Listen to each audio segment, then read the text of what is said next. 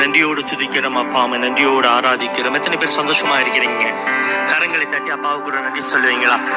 வேதம் எவ்வாறாக சொல்லுகிறது? ரோமர் 15:13 எடுத்து நீங்கள் வாசிக்கும் பொழுது, பரிசுத்தாவின் பலத்தினாலே உங்களுக்கு நம்பிக்கை பெருகும்படி நம்பிக்கையின் தேவன் விசுவாசத்தினால் உண்டாகும் எல்லாவித சந்தோஷத்தினாலும் சமாதானத்தினாலும் உங்களை நிரப்புவாராக. ஆமென்.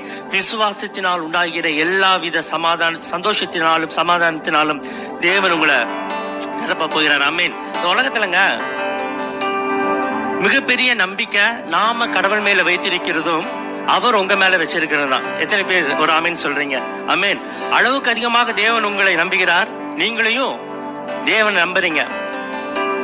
இந்த உலகத்துல கணவன் மனைவிக்கு இடையே ஒரு நம்பிக்கை இருக்குதுங்க. மனைவி வந்து கணவன் மேல் வைத்திருக்கிற ஒரு நம்பிக்கை, பிள்ளைகள் வந்து பெற்றோர் மேல் வைத்திருக்கிற ஒரு நம்பிக்கை, உறவினர்கள் மேல வைத்திருக்கிற ஒரு நம்பிக்கை.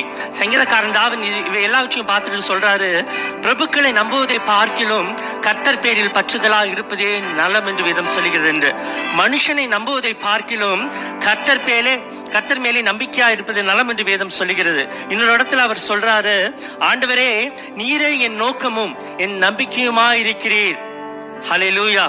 ஆமென். என்னுடைய நோக்கம் அவராக இருக்கிறோம். இன்னொரு இடத்துல அவர் சொல்லும்போது சொல்றாரு, இப்போதும் ஆண்டவரே நான் எதற்கு எதிர்பார்த்திருக்கிறேன், நீரே என் நம்பிக்கை. இந்த உலகத்தில் இருக்கிற நம்பிக்கையெல்லாம் என்னை வெட்கப்படுத்தினாலும் என்னை வெட்கப்படுத்தாத ஒரே நம்பிக்கை அது இயேசுவின் நம்பிக்கை. எத்தனை பேர் விசுவாசத்தோடு கரங்களை தட்டி அப்பாவுக்கு ஒரு நன்றி சொல்றீங்க?